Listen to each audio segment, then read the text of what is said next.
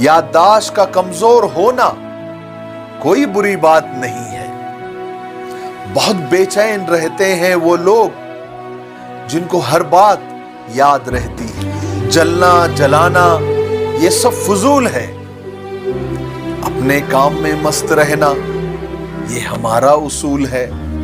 वालेकुम दोस्तों, एक बादशाह था, उसने अपनी रियासत में ऐलान करवाया कि कोई झूठ नहीं बोलेगा, जो झूठ बोलेगा उसको 5 दिनार का जुर्माना यानी फाइन होगा। लोग डर गए, आपस में बात करने भी डरने लग गए कि पता नहीं कौन सी बात जबान से निकल जाए और कोई जाकर कंप्लेन कर दे और हम पर जुर्माना हो जाए।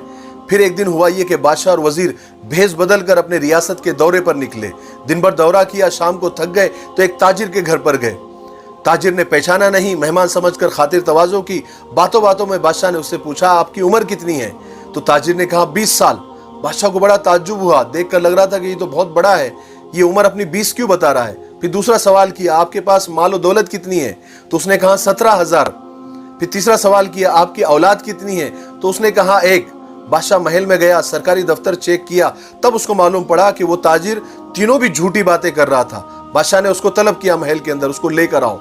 उसको लाया। जब ताजिर को महल में हाजिर किया गया तो बादशाह ने कहा कि मैंने तुमसे कल 3 सवाल किए थे, तुमने तीनों के जवाब गलत दिए और झूठे दिए, जबकि यहाँ सरकारी दफ्तर में तुम्हारी दौलत 1 लाख है, तुम्हारी उम्र 50 साल है और तुम्हारे 5 बेटे हैं, इसलिए तुम पर 15 दिनार का जुर्माना फाइन लगाया जाता है। वो ताजिर मुस्कुराने लगा और कहने लगा, बादशाह सलामत, मैं जानता हूं मेरी दौलत 1 लाख है, लेकिन 17,000 उसमें से मैंने गरीबों में तकसीम की है, उनकी मदद की है, इसलिए मैं अपनी दौलत को 17,000 ही समझता हूं। और मेरी उम्र के 50 सालों में से 20 साल ही मैंने नेक काम और अच्छे काम की है, इसलिए मैं अपनी उम्र 20 ही पकड़ता हूं। और मेरे 5 औलाद में से 4 नाफरमान हैं, 1 ही फर्माबरदार है।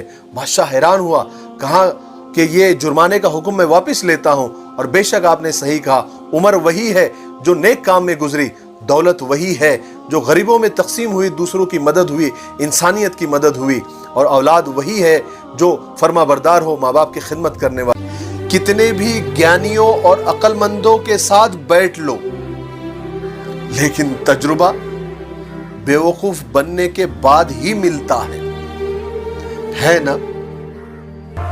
आजकल शरीफ वही है जिसकी हरकतें लोगों से छुपी हुई है।